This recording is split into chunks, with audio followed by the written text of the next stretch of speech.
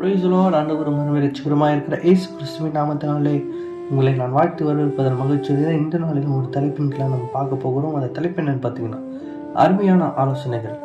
நீதிமொழிகள் 12:15 விதமாய் சொல்லுகிறது, ஆலோசனைக்கு செவி கொடுக்கிறவனும் ஞானம் உள்ளவன். நம்ம கர்த்தரிடத்திலிருந்து ஆலோசனை பெற்றுக்கொள்ளுங்க. தினந்தோறும் கர்த்தரோட பாதத்தில் உட்கார்ந்து அவருடைய என்ன ஆலோசனை கொடுக்குறாரு, நம்ம எப்படி நடக்கணும், எப்படி ஓட வேண்டும் என்ற ஆலோசனைகளை நாம் கற்றுக்கொள்ள வேண்டும். தாவீதும் அவரோட வாழ்க்கையில் ஒரு நாளும் அவரோட ஆலோசனைகளை கேட்டு மகிழ்ந்தவராக இருக்கிறார். அதனால தான் சங்கீதத்தில் பார்த்தீங்கன்னா நிறைய வாட்டி ஆலோசனை எனக்கு எத்தனை அருமையானது, அந்த மாதிரி ஆலோசனை பற்றி அவர் சொல்லிகிட்டே இருப்பார். நம்மளும் ஆலோசனை கேட்போம், அவருடைய ஆலோசனையின்படி நடந்து அவருடைய பிரச்சனத்தை உணர்ந்து அவருடைய ஆசீர்வாதத்தை பெற்றுக்கொள்ளும். ஆலோசனைகளை கேட்கிறவர்கள் பிழைக்க தெரிந்தவர்கள்.